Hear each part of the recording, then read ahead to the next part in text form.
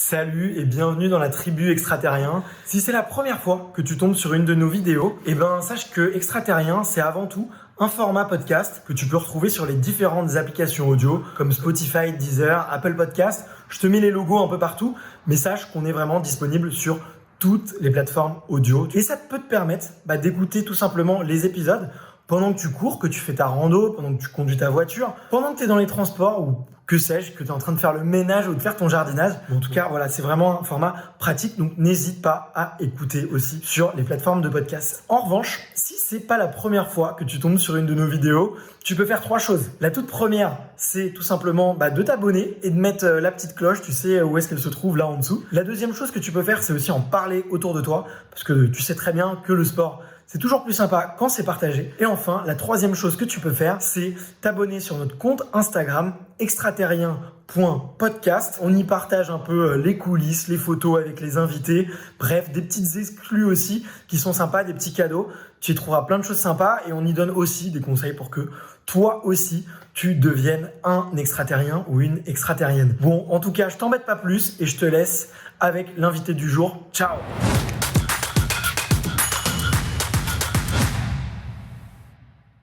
Salut Stéphane, ça va? Ouais, au top, merci. Bon, merci beaucoup déjà de m'accueillir. J'ai cru comprendre que ton programme était assez chargé sur tes rares jours en France maintenant, depuis que tu as changé de rythme et que tu es à Tenerife. Tu vas nous raconter un petit peu tout ça. Tu m'as dit que c'était le meilleur spot en Europe pour faire de l'apnée. Donc tu es au meilleur endroit en fait, tout simplement. Ouais, moi ça me fait drôle parce que j'ai toujours lancé l'apnée dans un endroit où il n'y en avait pas à la base. Donc ça m'a demandé beaucoup d'énergie. C'était très sportif là pour le coup. Ouais. Et en fait c'est bien parce que j'ai quand même réussi à installer quelque chose sur Annecy et dans la région de Haute-Savoie qui était développé. Et puis après ça m'a permis quand même d'avoir les bons outils pour m'entraîner de manière sérieuse.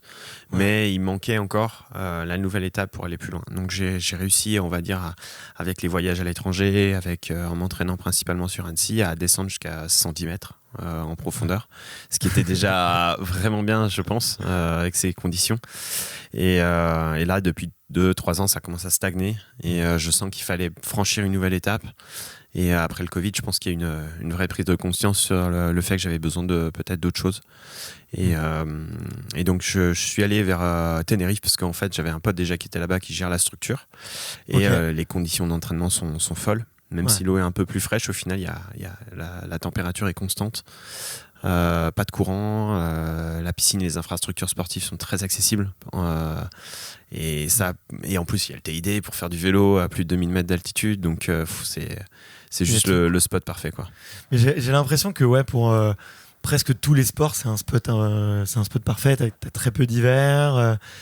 Il y a des conditions météo qui sont incroyables. Pour tous les sports nautiques aussi, il y a un peu de vent à certains endroits où tu peux faire du kite, tu peux faire du surf, tu peux faire un milliard de trucs. Donc, et puis, ça reste le rythme de vie espagnol, donc ça doit être assez agréable aussi. Ouais, ça va, c'est cool. Et la bouffe aussi. Ça va. Bon, en plus, je suis français, on peut être très exigeant, mais malgré tout, on mange bien. Ouais.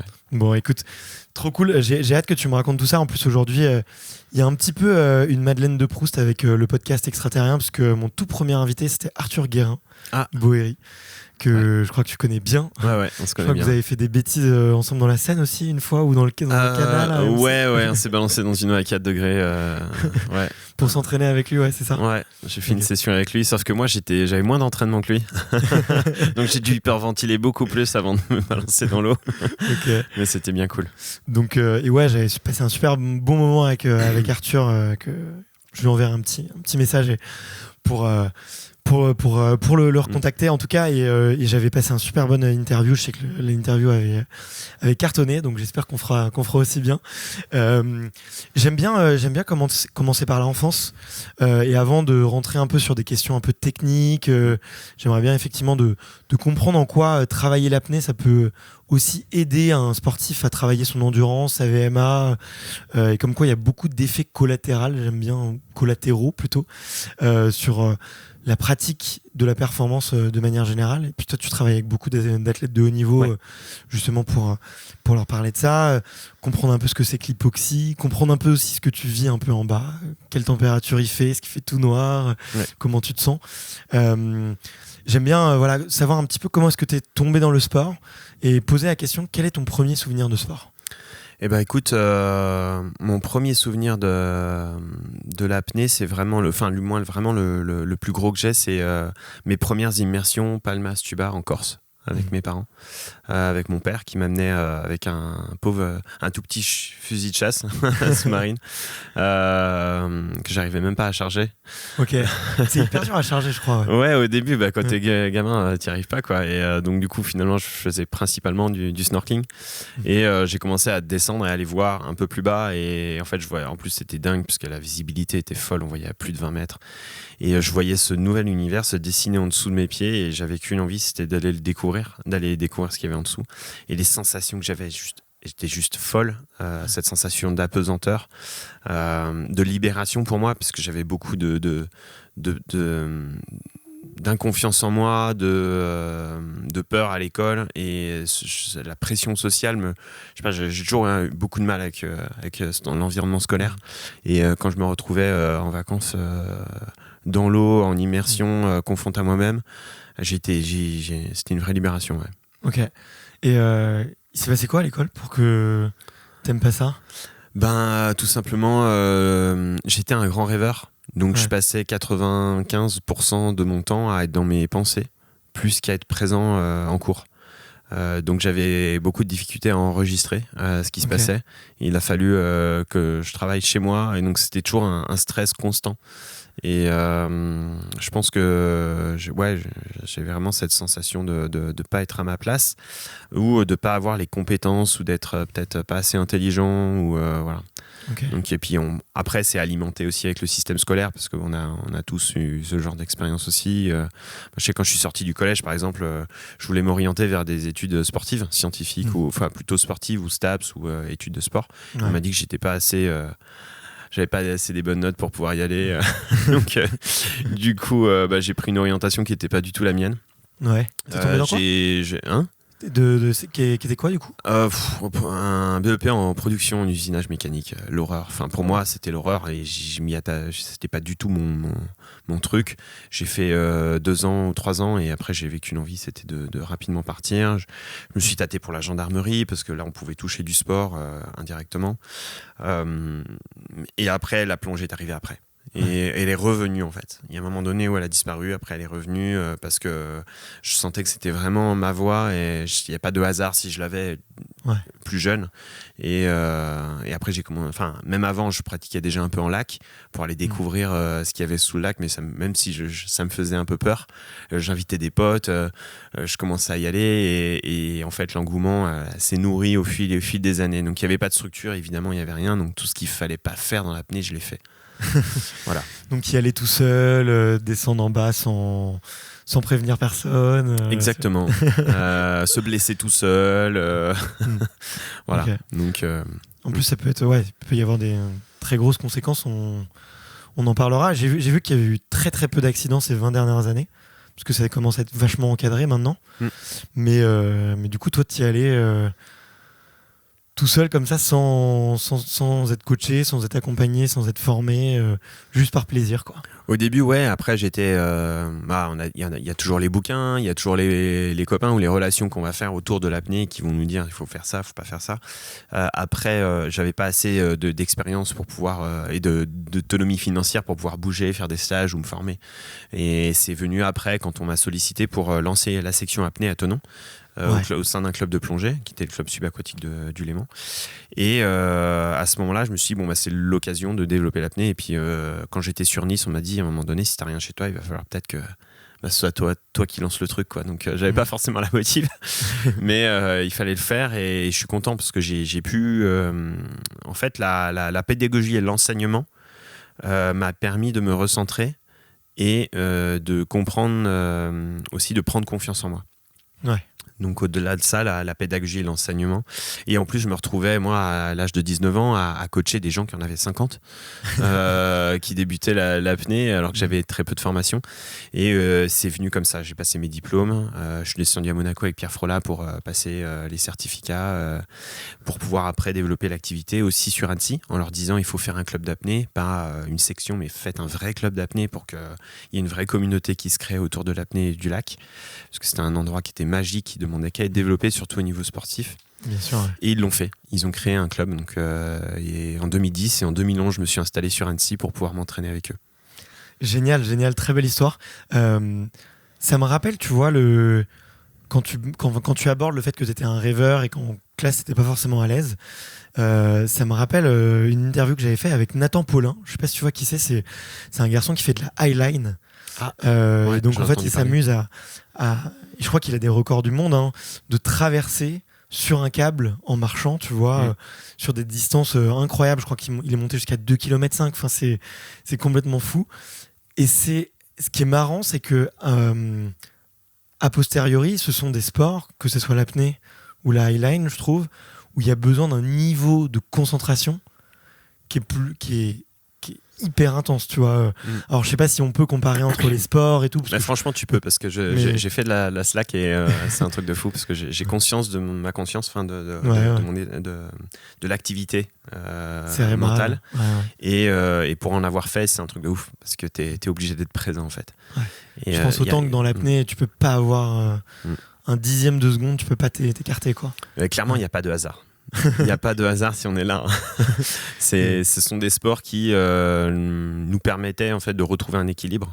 Donc, et moi personnellement, en tout cas, vu que j'avais beaucoup de difficultés, il a fallu fournir beaucoup d'efforts aussi pour se recentrer dans l'instant présent. Je l'ai tout de suite vu à mes premières compétitions, quoi. 2017. Ça te fait du bien d'oublier un peu le mental, enfin, d'être dans une activité qui te fait complètement oublier le mental, qui te fait oublier les pensées qui peuvent être positives ou négatives d'ailleurs. Ah ben oui, c'est clairement, ça me fait du bien, ça libère complètement et on se sent beaucoup mieux. Sauf qu'au début, c'est inconscient, on sait pas ce qui se passe en fait. Je savais même pas que j'étais hyperactif mental. Ouais. Je pense que inconsciemment, on fait tous beaucoup de l'apnée aussi pour ça. Et après, je l'ai conscientisé, je l'ai compris, parce qu'il fallait que j'aille plus loin. Il fallait que je l'identifie en fait pour pouvoir travailler avec, parce que l'apnée ne suffisait pas. Et je pense que c'est là où j'ai compris l'importance de la pratique de la méditation. Ok, c'est hyper intéressant. Et t'as fait des tests, tu vois, pour savoir, je sais pas. Tu vois, on parle beaucoup de haut potentiel émotionnel ou intellectuel en ce moment. On parle beaucoup d'hypersensibilité. On parle beaucoup de types de personnalités, effectivement, qui peuvent avoir un peu plus d'activité cérébrale que d'autres. Tu vois, t'as fait ce genre de test, ou c'est pas trop ça t'intéresse pas et tu veux pas regarder, justement? Moi, je sais que je fais beaucoup de sport justement pour me canaliser, tu vois, cette énergie aussi, et je pense beaucoup, je me remets tout le temps en question, j'analyse un peu tout, j'observe un peu tout. Des fois, par moment, j'ai l'impression d'emmagasiner trop d'informations, tu vois. Et j'aime beaucoup justement faire des sports qui me mettent dedans, quoi, tu vois. Donc soit du crossfit, effectivement, parce que tu te défonces et de toute façon tu peux plus penser à rien d'autre, mais aussi de l'escalade ou des sports un peu extrêmes, ou moi je fais de l'apnée mais en statique, tu vois, on en reparlera après, mais juste pour le plaisir. Et c'est vrai que ça vide la tête, et je dois méditer 30 minutes par jour facile.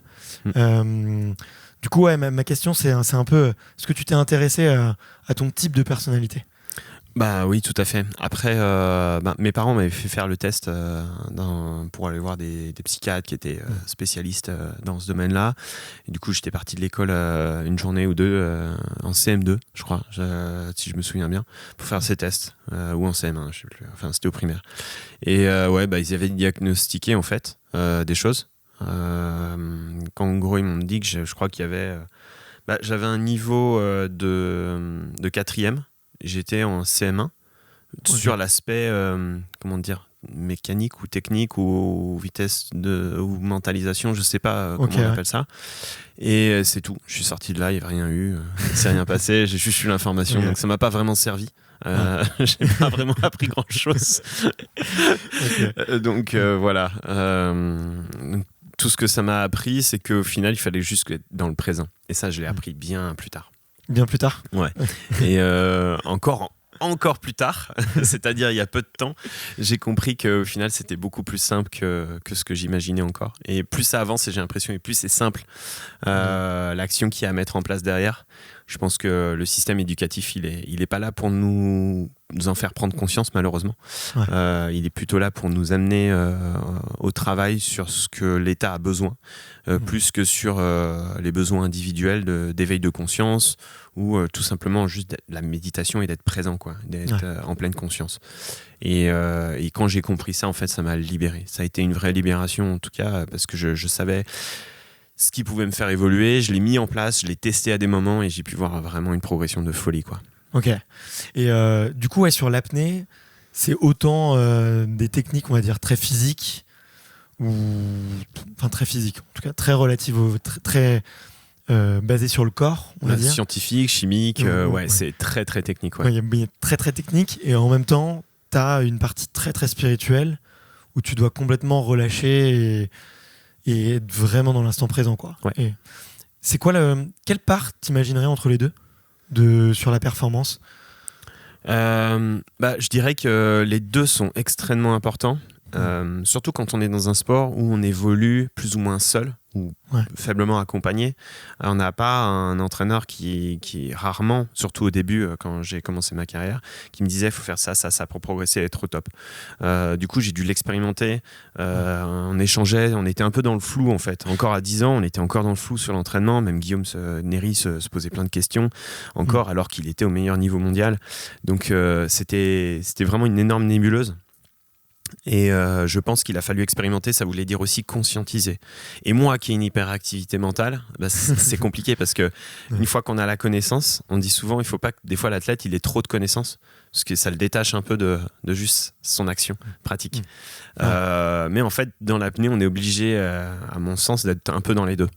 De connaître la physio et de pouvoir aussi s'en détacher au moment où on en a besoin. Un peu comme un couteau suisse, quoi. Tu le sors que quand tu en as besoin. Il est là, tu sais que tu l'as, mais voilà. Et il faut savoir s'en servir. Et je pense que c'est ça qui a été pour moi très formateur parce que j'ai appris la physiologie de l'entraînement encore peut-être un peu plus profondément. Creuser au niveau de la préparation physique pour trouver le bon équilibre entre souplesse, renforcement, de trouver l'équilibre entre souplesse, adaptation physiologique en profondeur et également le côté spirituel où là il faut se recentrer sur soi, se connecter à soi, être dans l'instant présent. Donc toutes ces choses en fait je pense qu'elles sont complémentaires et c'est ce qui a fait que du coup j'ai pu prendre un max d'expérience puis d'avoir expérimenté les syncopes, d'avoir fait tout ce qu'il fallait pas faire quelque part m'a permis de valider, de confirmer en fait qu'est-ce qui fonctionne pas. Ok, ouais. Et en tout cas c'est hyper intéressant, peut-être pour si on veut rentrer un petit peu dans les détails un peu plus techniques et d'expliquer un petit peu aux auditeurs. Donc toi, tu pratiques de l'apnée verticale. Alors dis-moi si je me trompe. Pour moi, je vois il y a 3 types d'apnée. Il y a l'apnée statique qu'on peut faire tout seul, qu'on ne doit surtout pas faire tout seul dans son bain, mais c'est tout simplement le fait de retenir sa respiration sous l'eau. Ensuite, l'apnée horizontale ou dynamique, qui se fait en piscine, et c'est tout simplement le fait de pratiquer des allers-retours dans une piscine, ou en tout cas de pratiquer la plus longue distance possible en apnée. Et ensuite, l'apnée verticale dans laquelle il s'agit d'aller le plus profond. Et à l'intérieur de l'apnée verticale, il y a plusieurs disciplines. Et toi, tu pratiques ce qu'on appelle le poids constant. C'est-à-dire que tu n'es pas aidé par une gueuse ou un câble. Tu y vas à la force de ton corps, donc avec un monopalme ou un bipalme, je crois. Enfin, il y a les deux disciplines existent. Il y a plusieurs disciplines. En fait, pour simplifier, en gros, il y a le indoor et le outdoor. Dans le indoor, c'est la piscine, donc c'est tout ce qui est horizontal. Également l'apnée statique, même si on bouge pas, on reste horizontal. Même si c'est un sport à part, parce que je pense que vraiment la statique est vraiment un sport à part, parce que comme on bouge pas, on est sur vraiment complètement un autre système de fonctionnement. Bien sûr. Mais qui est la base, en fait, le cœur de l'apnée, c'est la durée, mais c'est la seule discipline qui inclut vraiment l'importance du temps. À part d'autres disciplines de sprint, mais ça c'est encore autre chose. Et après, donc tout ce qui est vertical est évidemment sur la profondeur. profondeur où là, il y a plusieurs disciplines. On retrouve les disciplines de l'horizontalité en verticale. Donc la brasse sans palme, le bipalme, comme a fait les précédents records d'Arnaud Gérald qu'on a pu voir, la monopalme que je pratique, et également une autre discipline qui est l'immersion libre, où là on se traque le long de la ligne, on a le droit d'utiliser la corde avec les mains, mais par contre on n'a pas de palme. Ok, voilà.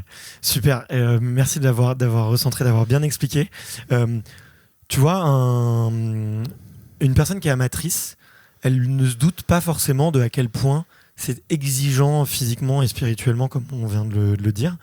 Donc peut-être un peu pour guider un peu les auditeurs qui découvrent, quand tu es à une centaine de mètres de profondeur, qu'est-ce que tu vois? Qu'est-ce que tu ressens? Qu'est-ce qui se passe sur ton corps? Alors, je dirais en prenant les choses dans l'ordre, déjà, c'est le relâchement qui est important aussi avant de partir, pour arriver à ralentir le métabolisme.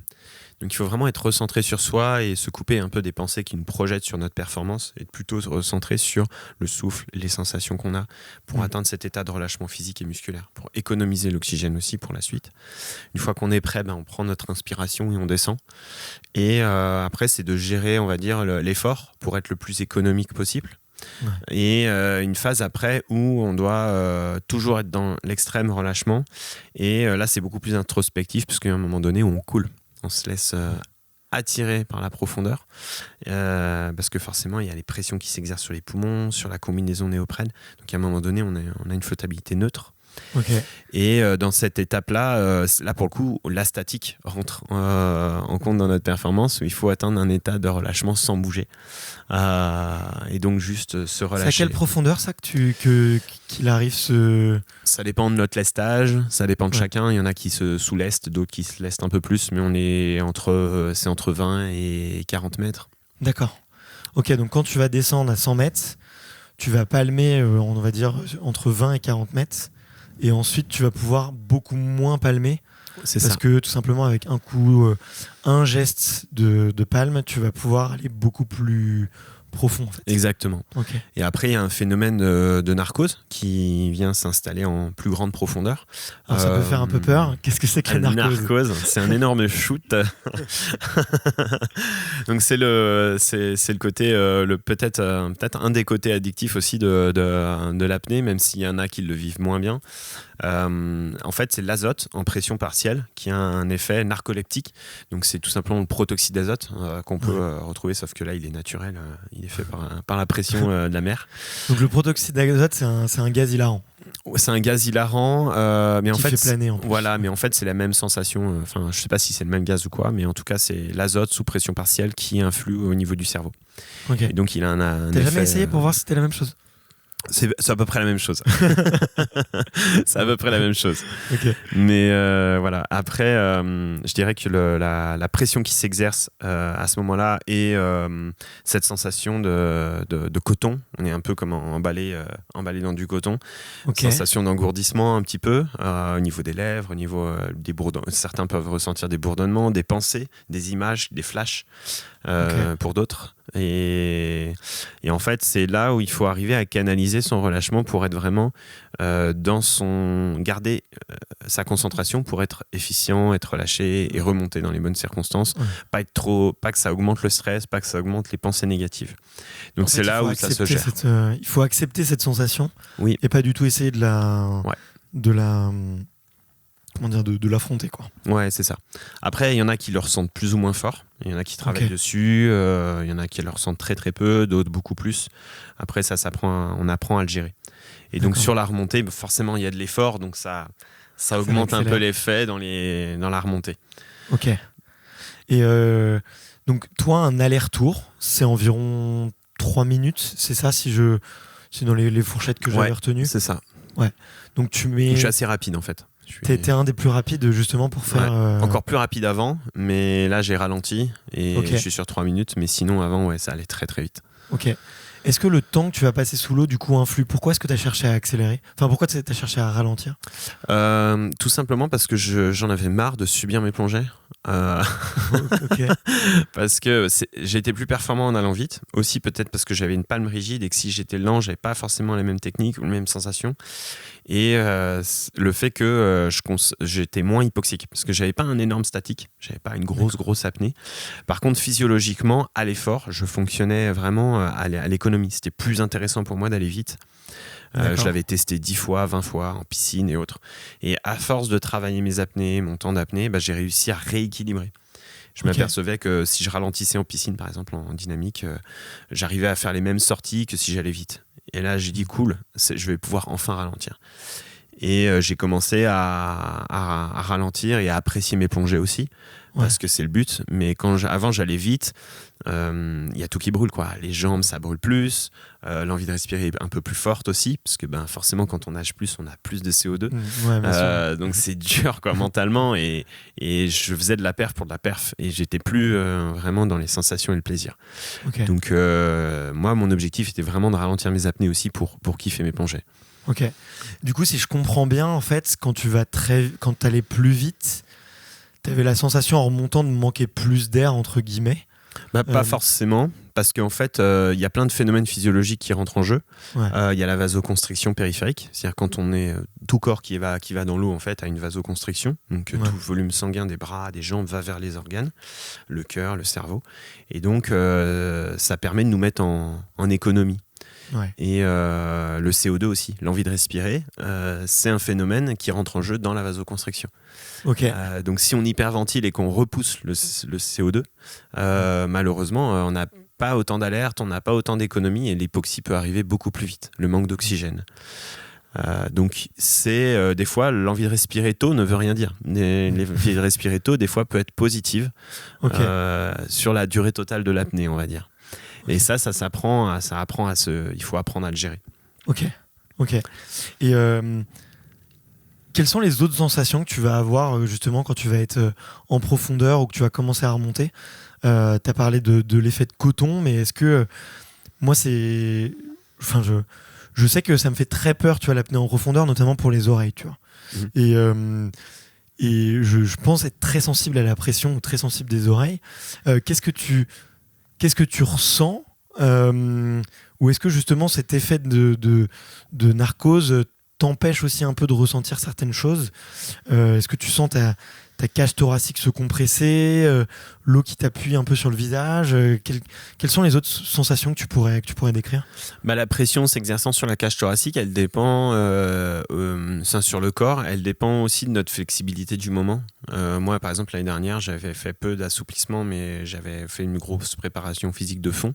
Et j'ai débarqué aux Bahamas en me disant, bon, allez, tu vas vite t'assouplir pendant 2-3 semaines. Mais ça n'a pas suffi. En fait, je pensais que ça allait être beaucoup plus rapide que ça. Parce que là, j'ai tâtonné sur cette préparation l'année dernière. Et je me suis rendu compte que je sentais quand même beaucoup plus la pression en bas. Qui s'écrasait sur ma cage thoracique et autres, même si c'était agréable, hein, c'est pas désagréable, mais c'est beaucoup plus intense. Et donc il faut faire attention aussi pour pas se blesser aux poumons, parce qu'on peut aussi tirer sur les parois des tissus des poumons si on force trop en termes d'assouplissement, donc en termes de rigidité. Et donc, ça peut être très dangereux, non? C'est quoi? C'est des pneumothorax? Non, on ne peut pas en arriver jusque-là quand même. Mais ça peut être qu'en fait, le volume sanguin qui vient justement compenser la pression qu'il y a dans les poumons puisse traverser les alvéoles. Donc en fait, on peut se retrouver à s'abîmer un peu les poumons ou faire ce qu'on appelle des œdèmes ou des squeezes. Ok, d'accord. Voilà, donc ça, il faut éviter absolument. Et l'objectif est d'être suffisamment souple quand on est présent. Et si je suis très très souple, je ressens pratiquement rien tout le long de la descente, c'est vraiment très agréable. Donc le but est vraiment d'avoir un corps qui est préparé pour subir les pressions et puis d'accepter et puis surtout que ce soit très agréable. Plus on est souple, forcément plus la plongée est agréable. Et c'est une souplesse globale du corps ou c'est essentiellement sur les poumons, les organes, ou c'est vraiment même tous tes doigts de pied, tes chevilles. Alors il peut y avoir plein de choses. On revient sur le phénomène de narcose qui peut avoir un effet de sensation, mais c'est vrai que c'est tellement individuel. On a tous des sensations différentes, que ce soit Alexei le russe, que ce soit moi, que ce soit Arnaud ou Guillaume Néry. On n'a pas les mêmes perceptions, on n'a pas les mêmes narcoses, on n'a pas les mêmes. Après, il y en a qui peuvent avoir similairement les mêmes trucs, mais c'est très variable, quoi. Ça dépend de notre métabolisme, notre physiologie, notre perception en fait des sensations. Et puis ça dépend aussi de l'entraînement qu'on a eu dans l'année. Qu'est-ce qu'on fait ? Est-ce qu'on est meilleur en piscine ? Est-ce que on est fait que pour être dans la profondeur ? Voilà. Ok. Et tu as parlé un petit peu d'un effet un peu addictif de la narcose là. Quel est l'effet sur toi, tu vois ? Eh ben, il ça a te donne un envie effet, de recommencer tout de suite, Alors, moi, je pense qu'il nous aide beaucoup en profondeur. C'est surtout pour. Puis ça joue aussi les pressions partielles d'oxygène, parce que même si malgré tout on pressurise notre oxygène dans le corps, plus l'azote en fait a un effet d'atténuer l'envie de respirer. Et ce qui fait que quand on plonge, on a moins envie de respirer. On est bien. Et contrairement à la piscine, où ceux qui font des grosses performances en piscine, j'ai un énorme respect pour eux et je le répète, que ce soit Guillaume Bourdila ou autres, ils ont un peu moins de reconnaissance qu'en profondeur, parce que c'est des performances qui sont très très dures mais qui sont pas assez médiatisées, je pense, et en fait ils ont envie de respirer pratiquement tout le temps, quoi, sur la plongée, et ça nous on n'a pas. Donc c'est un sport en apnée piscine qui est beaucoup plus accessible que la profondeur, parce que la profondeur on l'a pas à côté de chez soi tout le temps. Par contre c'est plus dur mentalement, et je trouve que le kiff de la profondeur c'est ça, c'est qu'on prend vraiment du plaisir à faire des performances et à plonger. Ok. Et moi j'avais une question sur juste après je te demanderai un peu de me récapituler comment se passent les 24 heures avant une compétition. Mais du coup, tu vois, je suis assez curieux de savoir comment est-ce que comment s'organisent un petit peu tes performances. Parce que j'imagine que tu peux pas plonger tous les jours. Comment est-ce que tu sais que demain tu peux battre ton record ou pas ? Comment est-ce que tu te fixes un peu des profondeurs ? Je suis très curieux parce qu'il y a quand même c'est quand même ça peut être très dangereux si c'est mal jaugé, si tu t'écoutes pas entre guillemets. Du coup, comment est-ce que tu peux décider de te dire ok, demain je vais faire un record, ou tiens, demain je vais m'entraîner mais je vais aller que à 50 mètres par exemple. Comment ça se décide ?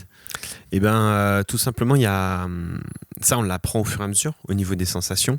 Moi, je sais que si je plonge tous les jours, il y a un moment donné où je vais être fatigué, je vais le sentir dans les jambes, je vais avoir les jambes lourdes, je vais pas apprécier mes plongées au niveau des sensations. Donc la fatigue, on la sent comme ça. Après, on la sent aussi sur les sorties, en fonction de comment on est sorti. Si on est sorti facile, on n'a pas eu besoin de ventiler, ou si au contraire on était un peu plus essoufflé, ou si encore on avait les lèvres bleues, on était vraiment essoufflé. À ce moment-là, on peut savoir si là on est fatigué, on l'est un peu moins, il faut prendre plus de repos ou peut-être diminuer les profondeurs. Ça on l'adapte et on l'étalonne au fur et à mesure des années, en fait on apprend. Moi je sais que maintenant j'ai mes habitudes, je sais que je peux encaisser une plongée profonde, un day off, une plongée profonde, un day off pendant 4-5 jours. Passer, qu'est-ce que je dis, pendant 6-7 jours, une semaine, et à un moment donné il va falloir prendre 2 jours de repos obligatoire. Parce que ça sera, après d'autres sont capables d'en encaisser plus.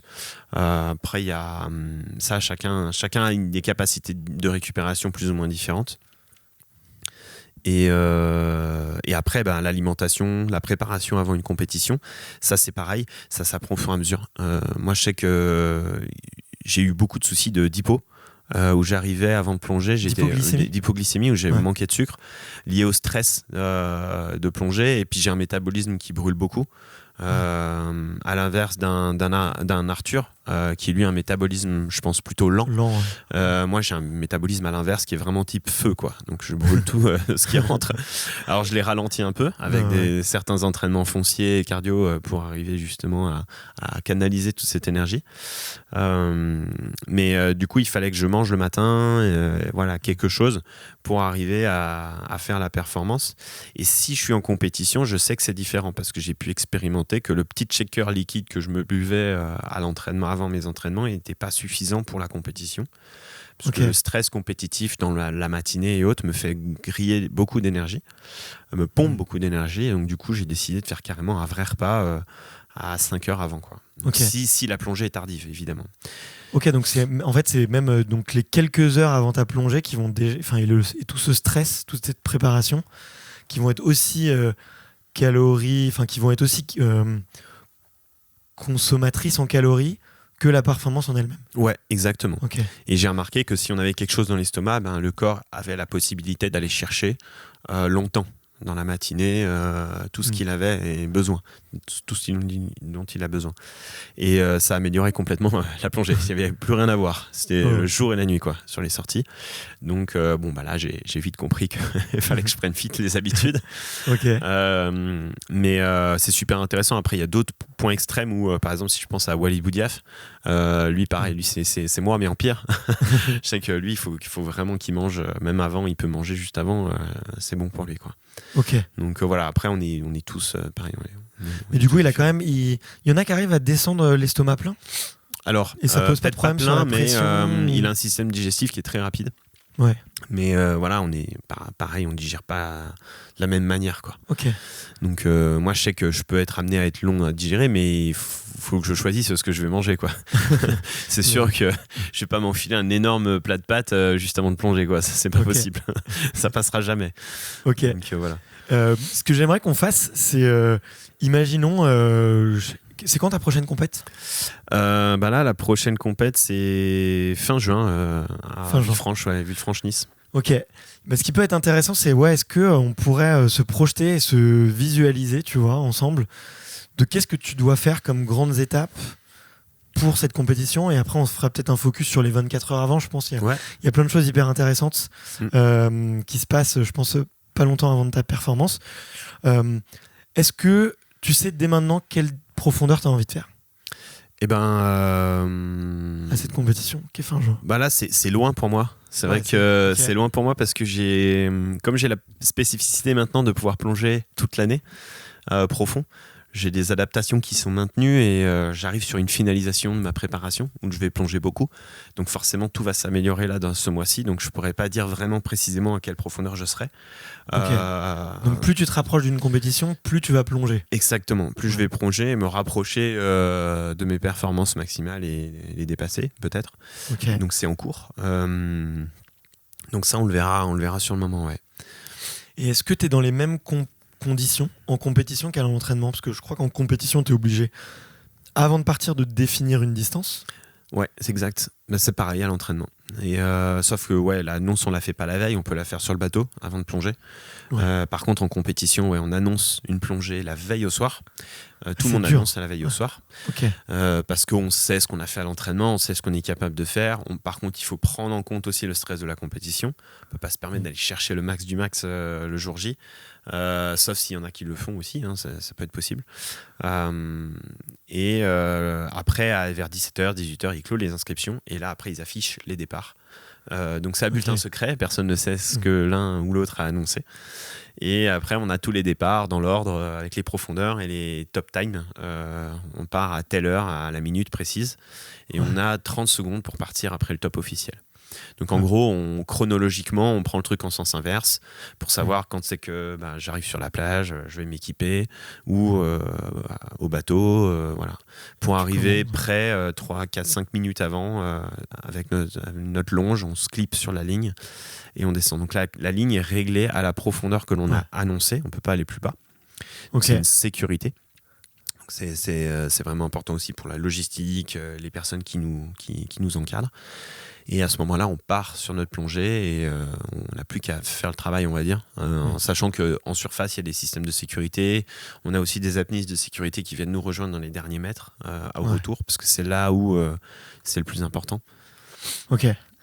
Et hyper intéressant. Et si on revient, tu vois, sur un peu la préparation et un peu se fixer des objectifs, comment est-ce que tu peux le faire ? En fait, j'arrive pas à saisir le fait que comment après il y a une dimension qui est forcément qui est physique et qui est sécuritaire, mais comment tu peux te dire ok, là dans 3 mois je vais essayer de battre mon record, tu vois. Si est-ce que tu peux monter un protocole pour y arriver et pour essayer de faire? Ouais, bien sûr, c'est exactement ce qui est en place. En fait, une planification, maintenant, avant j'étais moins dans la planification, maintenant je planifie vraiment sérieusement.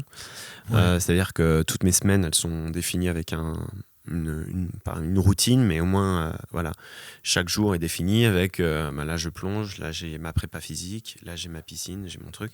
Et plus je m'approche de l'échéance, moins le physique est présent, c'est juste du maintien. Et après, je vais plonger. Et au début, il y a eu des périodes où je vais faire beaucoup de volume en profondeur pour répéter, mais je ne pourrais pas répéter les plongées profondes, malheureusement. Parce que tu vas à quelle distance, à quelle profondeur à ce moment-là? Sur répéter, je peux faire des exercices sur 50, 60. Après, je vais faire pas mal d'expi pour maintenir la souplesse, mais je vais aussi avoir des jours où je vais plonger profond, où je vais faire une seule descente, ou alors un petit échauffement et je plonge. Mais on ne peut pas répéter les plongées profondes parce qu'on risque aussi d'avoir des accidents de décompression. Comme en plongée, si on répète trop les descentes. Nous, on n'a pas de palier, on peut remonter direct à la surface, mais on ne peut pas s'amuser à répéter des 100 mètres, quoi. Donc voilà. Ce qui fait que ça limite les tests. Les tests, ils se font au fur et à mesure. Donc il va y avoir un jour où je vais faire, je sais que le 100 mètres, c'est la promenade pour moi. Donc je vais faire mon 100 mètres. Après, 2 jours après, je vais faire 105. 10 jours après, je vais faire peut-être, si je suis très très bien à 105, je vais rajouter peut-être 3 mètres de plus, 3 mètres de plus. Et puis en fait, le but, c'est à 3 semaines de l'échéance, on commence déjà les plongées profondes progressives pour arriver près le jour J. Ok. Ce qui fait que plus on approche de l'échéance, plus on sait ce qu'on va être capable d'annoncer. Et je pense que c'est dans la dernière semaine où on va se dire, ok, là je peux aller chercher ça. Maintenant, je prends en compte que c'est ma première compétition de l'année. Qu'est-ce que tu as envie? Est-ce que tu as envie de te mettre la pression ou est-ce que tu as envie d'y aller à la cool pour prendre de la confiance? Moi, moi, j'ai envie de prendre de la confiance et du plaisir. Donc, je vais annoncer un truc que je sais faire et avec lequel je vais avoir du sourire, avoir du smile pour prendre de la confiance. Et puis après, commencer à aller un peu plus loin. Par exemple, il y a les championnats de France qui se sont après, où là, je vais faire les minima pour l'équipe de France, pour me sélectionner en équipe de France. Mais l'aspect canaliser son mental est vraiment important. Parce que moi, je sais que ça a un impact aussi. Je l'observais pas ça avant, mais maintenant, je sais qu'il faut que je canalise cette envie, quoi. Donc même si on pourrait aller à 10 mètres de plus bas ou 5 mètres plus bas, il faut aussi accepter de se freiner pour créer une frustration positive, pour être prêt sur les échéances dont on a vraiment besoin de pousser un peu plus. Et pour moi, il y aura les Bahamas aussi au mois d'août. Donc c'est la compétition de l'année, le Vertical Blue, sur 10 jours. Et là, c'est une compétition, on peut monter progressivement. Vous êtes tous là, ouais. On peut monter progressivement sur nos performances et se faire évoluer, ouais. Ok. Et ça peut arriver le sentiment de frustration de se dire, ok, aujourd'hui, je sais pas, je vais faire 105. Et en fait, en descendant, tu te rends compte que tu étais super bien et que tu aurais pu annoncer plus, tu vois. Moi, je préfère que ce soit dans ce sens-là que dans l'autre. Parce que si tu arrives, tu sors hypoxique alors que tu es sur une plongée que tu maîtrises, ça, c'est vraiment les boules. Je dirais que maintenant, je sais pourquoi. Avant, des fois, je savais pas pourquoi. Des fois, je pouvais sortir plus hypoxique qu'un autre jour. Maintenant, je sais. Au niveau de mes sensations, même avant de partir, je sais comment je me sens. Je sais aussi si je fais un cardio la veille ou l'avant-veille, ça va avoir un énorme impact sur ma plongée, peut-être moins qu'une séance de muscu paradoxalement, tu vois. Si je fais de la muscu, je suis capable de sortir une perf le lendemain. Par contre, je sais qu'un cardio, un peu moins. Alors ça, c'est pas des trucs que je fais en compétition, évidemment. C'est des trucs qu'on fait en milieu de saison. Mais ça permet de savoir aussi comment réagit notre corps et combien de temps il a besoin de récupérer pour être bien. Là, j'ai fait un break d'une semaine de 4-5 jours sans apnée. Et je suis parti au lac me faire un entraînement avec les copains à Annecy, là. Et c'était un truc de fou, quoi. Je suis arrivé en bas, c'était trop bien. J'ai l'impression d'avoir mes 3 poumons, parce qu'en fait, la récupération fait que ça fait une belle surcompensation et j'avais une sensation de facilité au fond. Et là, je sais que je suis sur la bonne voie parce que c'est des trucs que je faisais pas l'année dernière. En termes de fraîcheur, je sors toujours plus frais. Là, je peux raconter une anecdote qui va être pas mal. J'étais avec Omar, le gérant de la structure, et puis il me dit il y a un petit peu de courant aujourd'hui, alors qu'à Tenerife, tu vois, il y a rarement du courant, c'est peut-être la seule session où il y avait du courant, et je voulais faire 100 mètres. Et il me dit il y a un petit peu de courant de surface, mais après c'est bon, ça se pose, ça arrive souvent. Je dis ok, bon bah c'est bon, je fais ma plongée. Et là je pars et il y avait un peu de nuages, c'était un peu obscur, il y avait, tu vois, moins l'envie, moins le kiff avec le soleil en surface avant quoi. Ok.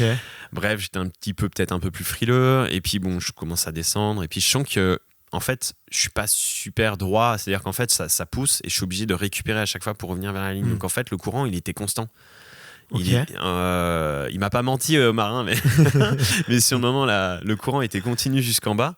Et je dis je ravale un petit peu ma compensation parce que tu sais on a des techniques pour compenser les oreilles en faisant des réserves dans la joue et là j'ai perdu un peu le volume d'air. Ouais, donc vous gardez de l'oxygène dans les joues pour compenser les oreilles. Ouais, et okay. si tu ravales, si tu relâches un peu ta glotte, tu perds. Ouais. Et donc du coup je dis bon allez, ça sert à rien de trop forcer les choses. Et je fais demi-tour. Je remonte en surface et tout. Et là, au moment où je remonte en surface, je bataille quand même avec le courant. Ouais. Donc, tu vois, c'est pas cool parce que c'est un peu stressant. Tu nages en fait un peu comme ça vers ta ligne, tu vois. C'est pas parfaitement vertical, surtout qu'il y a plus d'efforts à fournir. Et donc, j'arrive vers la surface, j'accroche ma ligne et puis je râle, tu vois. Je suis putain, chier ce courant. Et je n'ai même pas pratiquement essoufflé, quoi. Et du coup, je dis j'ai fait demi-tour. Je dis à Omar, bon, bah, c'est mort, c'est pas grave, on refera dans 2 jours, quoi. Puis là, je regarde ma montre et en fait, c'était 100 mètres. Je venais de tourner à 1 mètre en fait de la balle, du fond. Okay. Et là, je venais de réaliser que j'ai sorti le premier truc que j'ai fait, c'était râler. J'étais pas essoufflé, j'ai fait une plongée à 100 mètres dans le courant en 3 mm. Et là, je me suis dit, mec, t'es bien. C'est super positif pour la suite, quoi. Donc ça, c'est le genre de repère qui fait du bien au moral, quoi. Ok, c'est dingue, c'est dingue. En tout cas, moi, ça me passionne. Et il fait tout noir au fond. J'ai pensé à ça. On pense qu'il fait tout hyper sombre. Alors, s'il fait hyper sombre, ça veut dire que t'es vraiment trop profond. T'es plutôt vers 500 mètres. Parce qu'on a un bleu, mais il est un peu plus profond. Enfin, ça dépend si c'est bien couvert ou s'il y a beaucoup de particules dans l'eau. Mais normalement, non, il fait toujours bleu, on voit toujours la ligne. Sauf au vertical blue, pour le coup, parce que c'est comme une cénote. Donc, on plonge en fait dans un puits. Dans un puits, dans un puits naturel qui est assez grand, mais du coup, en fonction de la... Du coup, il n'y a aucun courant là-dedans, quoi. Au niveau de la visibilité, non, il n'y a aucun courant. Par contre, tu vois un trou tout au niveau de la visibilité, ça peut être plus trouble. Et quand on arrive en bas, il peut faire un peu noir, quoi. Donc là, on a une petite loupiote. Mais moi, je ne suis pas trop gêné, étant donné que j'ai l'habitude de m'entraîner en lac. Ouais. Parce qu'il fait sombre beaucoup plus rapidement. Et voilà. Mais en mer, non, il fait toujours plus ou moins bleu, quoi. Ok. Bleu plus sombre, mais bleu. Ok. Génial. Et alors, pour faire un petit peu d'apnée, tu vois, mais vraiment à un moindre niveau amateur, juste au début, c'était en tombant sur toutes les techniques de respiration, de méditation. Donc, j'ai fait un peu de cohérence cardiaque. Après, j'ai un peu découvert effectivement les techniques d'hyperventilation. Et je me suis dit, tiens, c'est marrant, même en étant un amateur, on peut faire 3 minutes comme ça du jour au lendemain. Ouais. Vraiment. Et ça, c'est vraiment dingue. Pour en parler juste après, parce que c'est vrai que c'est hyper cool d'avoir cette marge de progression dès le début.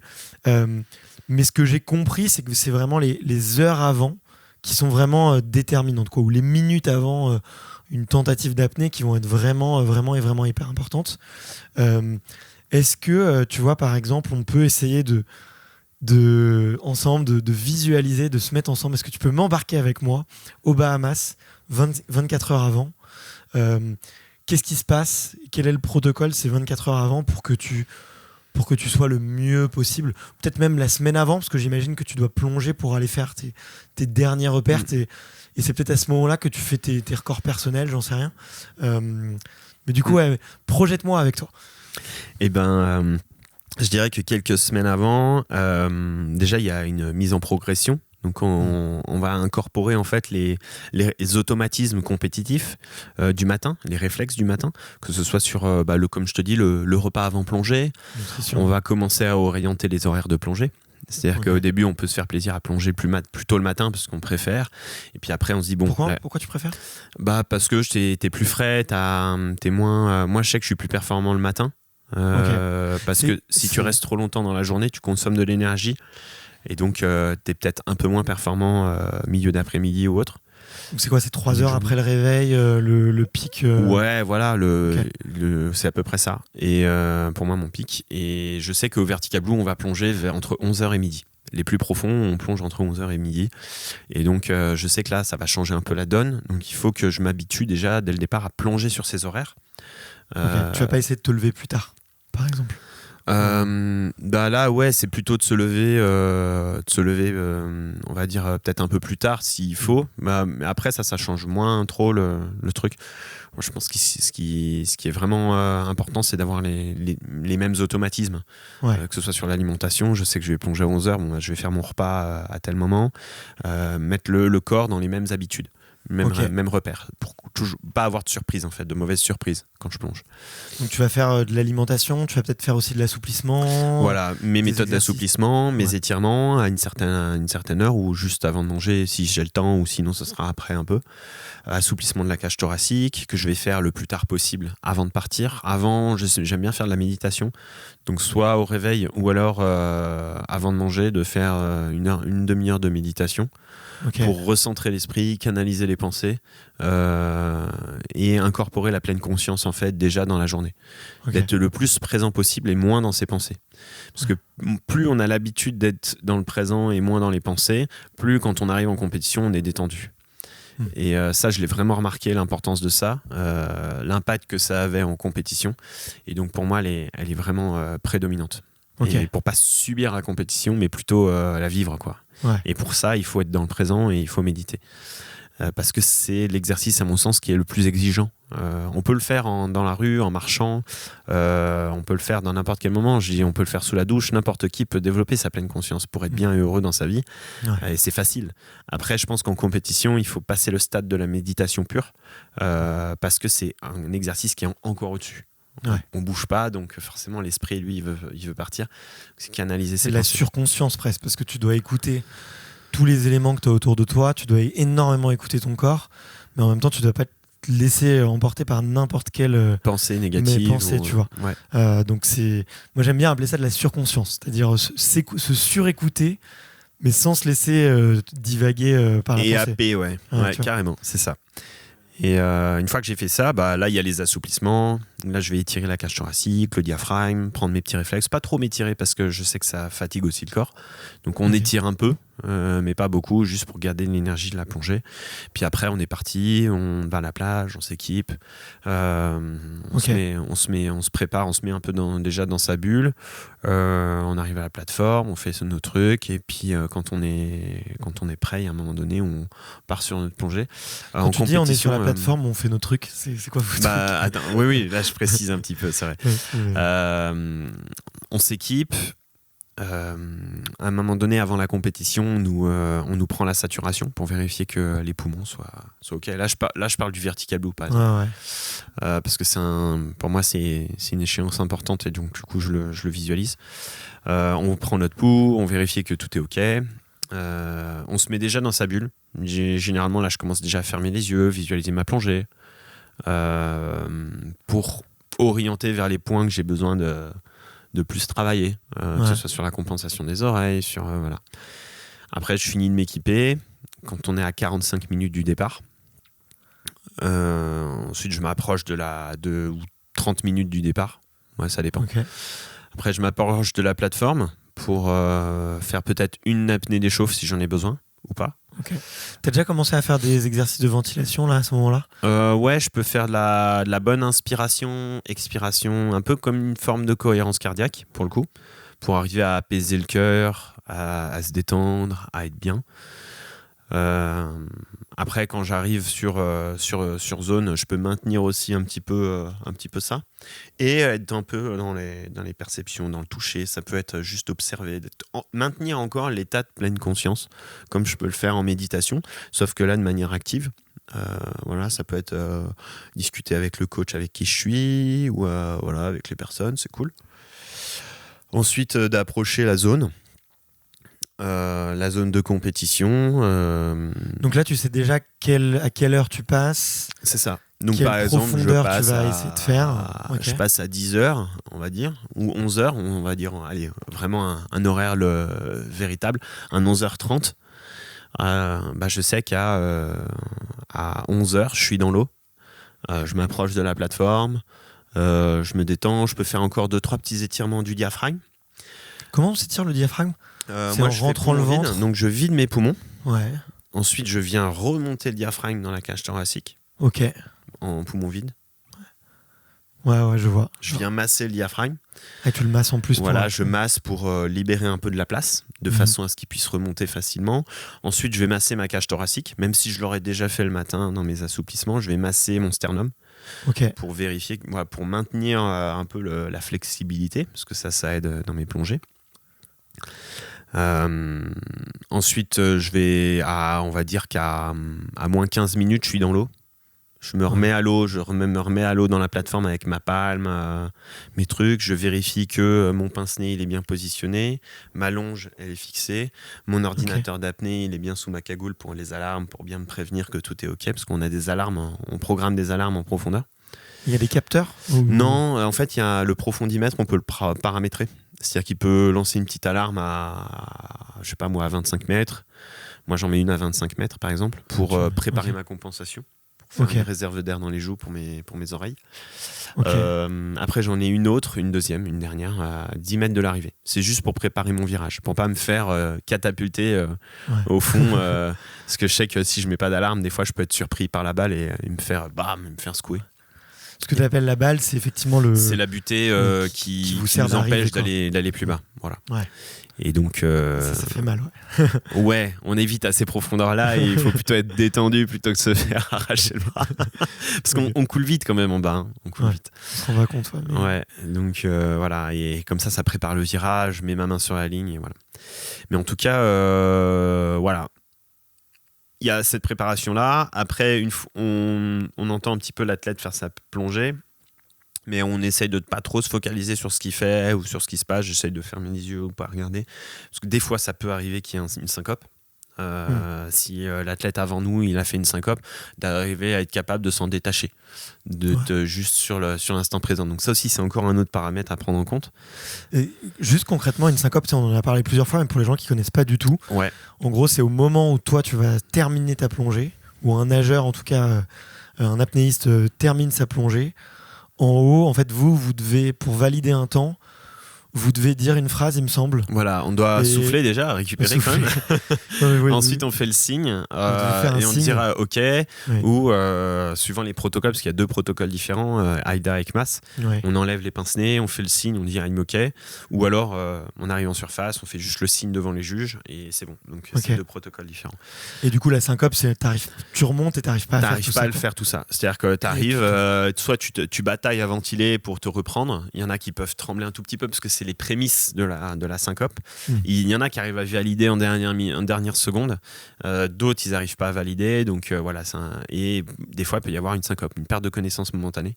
Parce que, en fait, le taux de sucre est bas. C'est pas forcément surtout l'oxygène, c'est surtout apparemment le taux de sucre. Et comme il y a un retour veineux, les jambes, dans les bras et les jambes, le sang il revient forcément quand on revient en surface et qu'on respire. Donc ça fait un peu comme une chute de tension aussi. C'est un mix entre moins de sucre, un peu moins d'oxygène, et parce qu'on a des capteurs d'oxygène, on a des capteurs de sucre, on a des capteurs de tension. Ça fait beaucoup. Mais en fait, c'est ces 3 trucs qui va faire que le cerveau il va faire OK, on se met en veille, on se met en sécurité. Donc, c'est pour protéger le corps en fait du manque d'apport en oxygène. Donc c'est une sécurité tout simplement. Et à un moment donné, il y a un moment de réveil. Donc le but, c'est de réveiller la personne pour qu'elle puisse reprendre rapidement conscience. Et voilà. Mais il n'y a jamais d'incidence grave suite à une syncope, sauf si la personne a forcé, elle s'est blessée ou autre. Ce qui peut être grave, c'est que si tu le fais tout seul, tu t'endors. Tu restes sous l'eau t'es en syncope, et là c'est pas bon. Voilà. Donc c'est coup, pour ça qu'il y a les systèmes de sécurité, qu'il y a les apnéistes de sécurité. Voilà, c'est pas censé arriver. Il faut il faut jamais y rentrer le plus possible. Moi j'en ai eu pas mal parce que j'ai expérimenté, j'ai fait beaucoup d'erreurs. Puis j'étais un peu compétitif, un peu trop à des moments. Et du coup je me fixais sur la compétition plus que sur moi-même et mon propre plaisir. Et donc du coup je me suis mis à la limite de mes performances. Et maintenant je reviens en arrière, c'est peut-être l'âge. je commence à calmer un peu, même si on continue encore des fois à faire des erreurs, mais En tout cas, je me suis vachement calmé là-dessus. Le but, c'est vraiment de sortir avec le plaisir et le smile. Ok. Ouais, donc du coup, j'imagine si on fait ce flashback et qu'on se met avec toi dans l'eau, c'est pas très agréable de voir le participant juste avant toi faire une syncope où ça peut réveiller des émotions ou des sensations. Pas forcément si on arrive à être droit dans ses bottes et à être aligné. Et puis voilà, et de toute façon, on sait ce qu'on est capable de faire. On est capable de s'isoler et voilà, et de faire ce qu'il y a à faire et garder le sourire sur les joues pour soi. Et après, voilà, une fois que c'est fait, la plongée est faite pour celui qui est devant. C'est à notre tour, donc on rentre dans la zone. À quoi tu penses à ce moment-là ? Est-ce que tu essayes de... Là, on est en pleine conscience. Là, j'essaye de maintenir le plus possible ma pleine conscience. Durant tous ces moments-là. Ouais, pour être vraiment dans l'instant et canaliser le plaisir, j'essaye de sourire. Parce que c'est justement le sourire qui nous permet de canaliser, de dégager pas de l'endorphine, mais je sais plus quelle est l'hormone de la joie déjà. Sérotonine. Et donc, du coup, ça maintient notre sérotonine et, pour justement être bien et relâcher le cœur. Okay. Donc le sourire aide beaucoup. En compétition, on a beaucoup maintenant qui arrivent sur la ligne en souriant. Ok, donc tu te forces à sourire presque. C'est pour vraiment l'intégrer et que tu vas te faire plaisir, quoi. Ok. Et ensuite on arrive, on met le mousqueton, donc notre longe qui est reliée soit à notre cheville ou à notre ceinture. On clip sur cette ligne et ça c'est un moment, on dit souvent chez les apnistes, c'est un moment clé. Au moment où on met le mousqueton sur la ligne et on le clip, après on passe en mode bulle. Et là, on ferme les yeux, on se met sur le dos. Il n'y a plus que notre ventilation, notre relâchement pour préparer la descente. On a devant nous 4-5 minutes qui sont à nous, pendant lesquelles on va se relâcher, se détendre et se faire plaisir. Du coup, on voit, c'est le moment où on le voit dans les vidéos. D'ailleurs, je mettrai tous les liens des vidéos que j'ai bien aimées en description de l'épisode parce que c'est vraiment intéressant à voir, je trouve. Tu vois, c'est pas assez médiatisé l'apnée. Je trouve qu'il y a un côté très artistique, très spirituel que je trouve vraiment excitant. Mais du coup, c'est le moment où on te voit. Tu vas te mettre une espèce de coussin d'air sous la tête. Tu t'allonges du coup dans l'eau j'avais en une regardant frite, vers le ciel. Et à ce moment-là, du coup, la ventilation, qu'est-ce que tu fais ? Tu vois, est-ce que sur quel rythme tu respires ? Est-ce que tu inspires plus fort que tu expires ? Je connais un tout petit peu tout ça, mais pour l'expliquer du coup, qu'un débutant, qu'est-ce que tu fais à ce moment-là durant ces 5 dernières minutes ? Alors généralement, ce qu'on fait pour être bien, c'est que on fait une hyperventilation, mais bien en amont. Ouais. On est plutôt dans la logique des choses, c'est plutôt on va vers une ventilation, on part d'une ventilation active vers une ventilation neutre, c'est-à-dire passive. D'accord, ouais. Donc en gros, on active la ventilation pour baisser le métabolisme, redescendre le cœur, oxygéner le cœur, descendre le CO2 pour avoir un état d'euphorie, pour être bien, pour limiter le stress aussi. Ce qui fait que quand on arrive après sur la ligne, là, par contre, on se doit de diminuer la ventilation pour garder un seuil, ce qu'on appelle de CO2, parce que c'est quand même le CO2 qui va mettre notre corps en défense, en économie. Et donc là, pour le coup, il ne faut pas hyperventiler. On est plutôt en mode hypoventilation, c'est-à-dire qu'on ventile beaucoup moins, voire neutre, comme si on était dans son lit, quoi, qu'on allait s'endormir. Donc ventilation neutre, on laisse faire la ventilation d'elle-même une fois qu'on est posé sur le dos. Donc, et c'est c'est à la fin vraiment avant le top officiel où là on va faire notre dernière expiration-inspiration. Donc on expire doucement, on inspire profondément, on remplit tous nos poumons, on fait une méthode de carpe, mais ça c'est que pour ceux qui sont déjà souples au niveau de la cage thoracique. Tu avales de l'air. Voilà, pas qu'on avale de l'air, mais on fait une méthode de pompe à vélo en fait pour prendre un peu plus d'air dans les poumons. Mais pas trop parce que c'est pareil, en profondeur ça peut abîmer. Donc on y va vraiment très cool avec ça. Et après on part. Donc en gros, c'est simple, on part d'une ventilation active en amont de la performance. Peut-être concrètement pour quelqu'un qui ne connaît pas la ventilation active, c'est le fait de forcer la ventilation. Ouais, d'inspirer et d'expirer plus fort que la normale. Ok. Et après, ça devient une ventilation normale, neutre, et pour que les échanges, au niveau chimique, on va dire, dans le corps, tout soit neutre et normal, puisqu'on a besoin de tout ça pour pouvoir performer. Et c'est combien de temps de ventilation active que vous faites ? Ça dépend de chacun. Il y en a, ils peuvent hyperventiler comme des fous. Il y en a qui ventilent à peine. Je pense qu'on est tous différents. Il y en a qui ont utilisé l'hyperventilation pour plonger. Ouais. Moi, je sais que ça marche pas. Enfin, j'ai testé. Waouh. Mais il me semblait que les apnées statiques, eux, ils hyperventilaient à fond. Alors, en apnée statique, oui, on utilise l'hyperventilation pour performer. On peut se le permettre un peu plus parce qu'on produit très peu de CO2. Bien sûr, ouais. Et donc on fonctionne vraiment avec le cœur et le cerveau. Donc j'ai envie de te dire, ça peut aider puisqu'on a moins de contraction du diaphragme. On a moins le diaphragme qui veut sauter quand on a envie de respirer. Quand on a envie de respirer, le diaphragme il chauffe. Quand on a moins envie de respirer, ça nous permet d'économiser un peu d'oxygène. Mais en même temps, le CO2 augmente aussi la vasoconstriction. L'effet de j'économise le sang, j'économise l'oxygène dans le corps. Donc, c'est un équilibre à trouver. Mais en tout cas, en apnée statique, on peut se permettre d'hyperventiler un peu plus. On arrive à sortir de la performance. Que en dynamique ou en profondeur, là, par contre, c'est chaud. C'est très rare de voir quelqu'un hyperventiler avant le départ parce que c'est plus contre-productif que on peut être bien parce qu'on a moins envie de respirer. Et par contre, l'hypoxie, quand elle arrive, c'est un mur, quoi. Et le temps de réaliser, c'est déjà trop tard. Donc c'est là où c'est important de garder, on va dire, une ventilation normale sur ce type de plongée. Ok, d'accord. Ouais. Donc tu as un peu hyperventilé, après tu as une ventilation normale.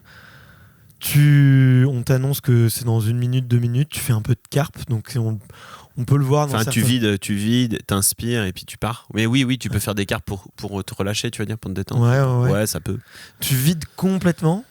Pas complètement. Je garde un peu, comme je te dis, moi, le CO2, il fonctionne bien chez moi et j'en ai besoin, je le sais. Donc, je vide pas tout non plus. Je vide un peu.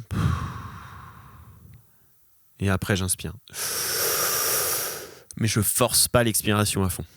Ok, d'accord. Et là, c'est parti. Et après, c'est parti. Okay. Là, je me retourne, je fais ce qu'on appelle le canard. Donc, l'immersion canard, c'est comme un canard en fait. On casse le bassin et on s'enfonce dans l'eau. Le poids de la palme nous enfonce en profondeur. On donne les coups de palme parce que là, il faut s'extraire de la surface. On flotte forcément pour atteindre, je sais pas moi, la profondeur de 20-30 mètres où là, on n'a pratiquement plus d'efforts à fournir. Ouais. Et les derniers coups de palme, le dernier coup de bras et après, c'est parti. C'est combien de coups de palme pour une centaine de mètres ? Ça, c'est extrêmement variable. Il y en a qui vont nager jusqu'en bas, d'autres qui vont nager que les premiers mètres. Là, pour le coup, on est vraiment tous différents, quoi. Okay. Moi, je ne les ai jamais vraiment comptés, je t'avoue. C'est plus un automatisme. Après, je sais à quelle profondeur je les arrête en fonction du lieu où je suis. Mais avant, je nageais beaucoup jusqu'à la surface, jusqu'au fond. Je nageais jusqu'au fond. Okay. J'étais extrêmement rapide et j'étais plus performant à aller vite, je nageais, quoi. Ok. C'était assez étrange. Non, mais ouais, ça allait très très vite. Ok. Est-ce que quels sont les éléments qui vont faire que tu pourras te dire... Bon, t'es en état de pleine conscience, donc t'essayes de pas trop avoir ces pensées-là, mais de te dire, ok, là, aujourd'hui, je suis vraiment bien. Tu vois, aujourd'hui, je me sens vraiment bien, ça va être vraiment une belle plongée. Tu peux répéter la question ? Quels sont les éléments que tu ressens ou que tu vas écouter plus particulièrement pour savoir si tu te sens bien, tu es dans une vraie journée de performance Je pense que ça peut tout simplement se faire déjà dans mon corps, je le sens le matin. On le sent quand notre corps il est fatigué ou au contraire il est bien. Il est léger, tu vois, quand je marche je suis léger, là je sais que je suis bien, quoi. Après, ça c'est un des repères. Le deuxième repère, ça peut être une apnée d'échauffement. Ouais. C'est-à-dire que sur une apnée d'échauffement, quand je descends et que je fais ma première apnée d'échauffement, j'ai aucune sensation de lourdeur et une sensation de pas forcément envie de respirer pendant un certain temps. Plus que la normale. Là, je peux me dire, aujourd'hui, t'es bien. Ok. Voilà. À l'inverse, si c'est pas le cas, je peux être dans le questionnement, mais généralement, quand on plonge en compétition, on a pris le repos suffisant pour être bien. Ok. Est-ce que, tu vois, j'ai écouté un peu ton parcours et j'ai entendu que, et même tu me le disais au téléphone en préparation, l'apnée c'est un sport dans lequel il faut se construire tout seul. Tu avais d'ailleurs une phrase qui était assez marrante, qui était de dire on prépare son après-carrière avant même d'avoir commencé sa carrière, entre guillemets. Tu as eu plusieurs moments qui ont été difficiles aussi, tu vois, financièrement ou même spirituellement. Est-ce qu'il y a eu des déclics, tu vois, à des moments dans ta pratique de l'apnée qui ont fait que tu as passé des caps soit, je sais pas, physiquement, soit dans ton organisation, soit tout simplement dans ton état d'esprit? Bah oui, il y a eu des sacrées étapes. Je dirais que le plus dur dans ma carrière, ça n'a pas été l'entraînement et les plongées, hein. Clairement. Ça a été de vivre de mon sport. Je pense que ça a été une épreuve psychologique, mentale. Il y a eu des larmes, hein. Il y a eu beaucoup de stress. Il y a eu de l'endettement financier. Il y a eu des moments de crise qui n'étaient pas cool. Et je pense que c'est ça qui me fait le plus grandir. C'est dur à vivre, mais c'est des sacrés coups de pied au cul, en fait, qui nous permettent d'arriver à tenir, à garder les projets. Moi, je me rappelle d'une pote qui m'a ramené à la petite, qui m'a ramassé à la petite cuillère une fois, où je me disais, mais qu'est-ce que tu fous? Est-ce que j'arrêterai pas tout, quoi? J'en ai eu marre. J'ai pas les aides, on n'est pas aidé dans notre sport. Les sacrifices que je donne, ils sont monstrueux et j'ai pas le retour. Et en fait, quelques mois après, il y a eu Libération. Il y a eu les résultats que j'attendais au niveau professionnel, sollicitations. Après, il y a aussi le manque de connaissances dans le milieu managérial, financier, qui nous permettait, en fait, qui m'empêchait peut-être de progresser comme je voulais au niveau professionnel. Toutes ces connaissances, je les ai acquises en passant par là, par toutes ces étapes, pour savoir qu'est-ce qu'il fallait faire. Et donc, ouais, il y a eu des moments de grosses remises en question, ouais. Et des moments très très durs. Un des moments les plus connus, c'était en 2016, où à un moment donné, le banquier m'a dit c'est bon, c'est fini, on a bloqué tout ton compte, tu peux plus rien faire. Et j'étais à 2 semaines des championnats du monde. 2 semaines des championnats du monde. Parce qu'il fallait que j'arrive à m'entraîner. Donc je partais à Nice et je comptais pas, parce qu'à un moment donné, c'était la priorité, quoi. Ouais. Et donc j'ai plongé à moins 104 mètres juste après cet appel à l'entraînement. Et là, je dis allez vous faire foutre, je l'ai. J'ai fait ma plongée, je surferai. Okay. Et en fait, à un moment donné, j'ai appelé la fédération. Je leur ai dit là, c'est mort. Je pense pas que ce serait une bonne idée que j'aille au championnat du monde parce que j'ai d'autres trucs à régler. Puis on m'a dit non. On m'a pris un billet de train, on m'a dit tu prends le vol et tu viens en Turquie, tu fais tes championnats du monde et puis voilà. Et ils ont raison, ils ont eu raison puisque j'ai fini 2e. C'était mon premier titre international, vice-champion du monde. Et ça a amorcé en fait plein de choses derrière, en termes de communication, en termes de partenariat. Ça, malheureusement, tristement, c'est quand on commence à avoir quelque chose que on a le retour. Mais c'est tellement exigeant qu'au niveau professionnel, je trouve que ça forge énormément le mental. Ouais. Et après, la performance presque en compétition, et j'ai envie de te dire, elle est presque facile à côté de ça, quoi. Ouais, bien sûr. C'est ce que je disais dans un de mes posts précédemment, en 2017, quand j'ai dû créer mon entreprise. J'avais tellement de stress. Lié à la gestion côté professionnel pour arriver à faire le besoin, à communiquer, à m'entraîner à haut niveau, que j'ai réussi à faire un burn-out en 2017. Et je me suis retrouvé à être blessé à 90 mètres sur une plongée qui normalement était plus ou moins facile pour moi, mais au final j'ai fait un énorme œdème pulmonaire. Okay. Parce que mes tissus, mon corps était fatigué, j'étais en surfatigue. Tu le ressens comment dans ton corps? C'est une boule qui apparaît dans ton poumon, t'arrives plus à aspirer? Ça graillonne dans les poumons en surface, hein. Quand tu reviens en surface, ça graillonne dans les poumons, et j'ai fait un énorme œdème pulmonaire et je le sentais. Je me suis vraiment bien blessé. Tu vois, je respirais comme ça, quoi. Donc, puis difficulté respiratoire et tout. Donc là, j'ai vraiment j'étais allé au bout de ma connerie. Donc voilà, parce que après ça te fout dans la merde pour la saison, parce que quand tu te blesses comme ça, derrière il faut récupérer et autres, hein, c'est comme dans n'importe quel sport, sauf que là c'est les poumons, tu y vois pas, c'est pas visible, c'est pas extérieur, donc c'est un peu stressant aussi. Et ce que je disais, c'est qu'au final les stress de survie m'ont fait survivre à 3 trucs qui m'est arrivé en profondeur sur des trucs où j'aurais pu y rester, sur des trucs tout cons où je suis resté bloqué au fond. Et au final, c'est le stress de survie qui m'a aidé dans ma vie. À ce moment-là, là, c'était vraiment utile. Que le stress continue. En fait, c'est le plus nocif. Paradoxalement, c'est celui qui s'installe vicieusement longtemps. Et c'est ce qui amène au burn-out, à la fatigue chronique. Et donc le plus important, c'est surtout d'arriver à... Puis t'as une charge mentale toi aussi en plus, effectivement, si tu dis que t'as un boulot vis-à-vis de tes sponsors, vis-à-vis de financier, il faut que tu gères une boîte, t'as dû l'apprendre et tout, il y a une grosse charge mentale en plus, tu vois. Ouais, et après ils me l'ont apaisé aussi, parce que c'est des partenaires qui m'ont permis d'arriver, que ce soit les 13 hommes là dans lequel on filme en ce moment, qui m'offrent la possibilité d'avoir un lieu, de pouvoir partager des expériences communes, de partager des valeurs, que ce soit autour de l'environnement, que ce soit ZRC, avec qui je suis en partenariat depuis le début, l'horloger qui est sur Genève et qui m'accompagne depuis 2015. En fait, tout ça, c'est des partenaires qui sont solides. Et on vit l'aventure ensemble, donc ça va. Après, je dirais que c'est finir la saison, c'est compléter la saison, parce que ça coûte cher en fait l'amener.